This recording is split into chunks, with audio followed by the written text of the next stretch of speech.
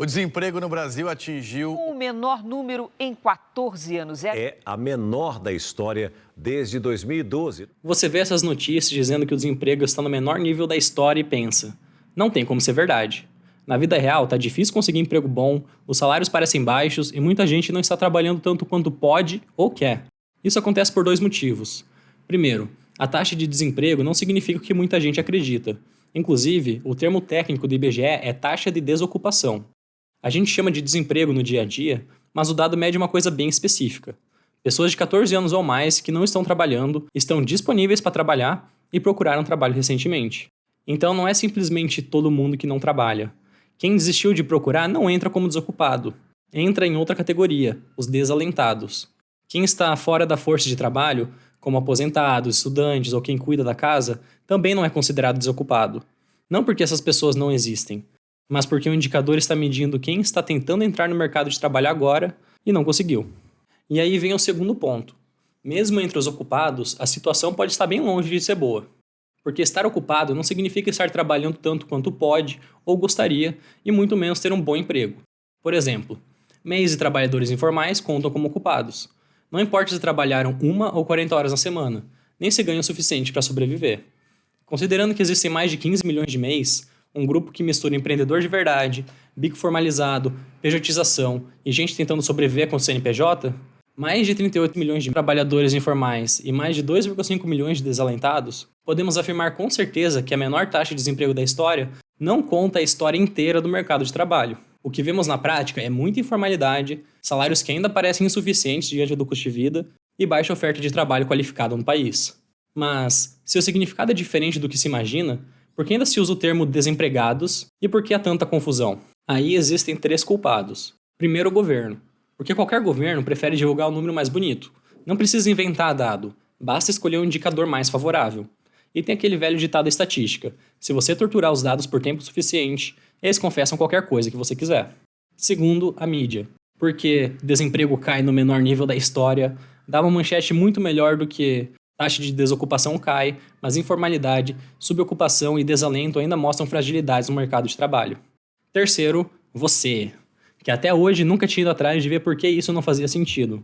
Isso tudo está literalmente nos dados do IBGE, mas como você está aqui vendo esse vídeo, vamos aliviar sua culpa hoje. Agora vem a pergunta mais importante. Se tem menos gente desempregada, por que os salários não disparam? Pela lógica mais básica da economia, salário é o preço do trabalho. Empresas demandam trabalho, pessoas ofertam trabalho. Então, se tem menos gente procurando emprego e as empresas ainda precisam contratar, o preço desse trabalho deveria subir. Em teoria, lindo. Na prática, trabalho não é tomate. Se falta tomate, o preço do tomate sobe. Mas se falta trabalhador, a empresa pode fazer várias coisas antes de aumentar o salário. Contratar PJ, terceirizar, chamar freelancer, automatizar, sobrecarregar a equipe atual, reduzir exigências, contratar alguém menos qualificado ou simplesmente deixar a vaga aberta por mais tempo. Além disso, não existe o mercado de trabalho. Existem vários. Pode faltar enfermeiro, programador, mecânico, vendedor bom e operador de máquina, ao mesmo tempo em que sobra gente procurando vaga administrativa genérica. É por isso que desemprego baixo não vira automaticamente salário alto. Ele aumenta a pressão, mas não garante resultado. E mesmo quando a renda média sobe, isso não significa que todo mundo sentiu melhora. Média é uma criatura traiçoeira. Ela junta CLT, servidor público, autônomo, MEI, informal, gerente, entregador, médico, atendente de loja, no mesmo caldeirão estatístico. O Brasil teve aumento real de renda nos dados recentes. Isso é importante, mas a pergunta continua. Se estamos no menor desemprego da série, por que tanta gente ainda sente que o trabalho não paga o suficiente? Porque salário não depende só de desemprego, depende de produtividade, poder de negociação, informalidade, qualificação, setor, região e do quanto as empresas realmente precisam disputar trabalhadores. E tem um detalhe que quase ninguém coloca nessa conta. Empresas não ficam paradas esperando a lei da oferta e demanda funcionar. Empresa tenta cortar custo, e salário é custo. Isso não quer dizer que toda empresa faz coisa errada, mas quer dizer que antes de aumentar o salário, ela vai tentar espremer outras opções. PJ, terceirização, freelancer, automação e todo o resto que falamos há pouco. E às vezes passa do limite. O CAD investiga casos de empresas que teriam compartilhado informações sensíveis de RH, como salários, benefícios e políticas internas, para reduzir a competição por trabalhadores.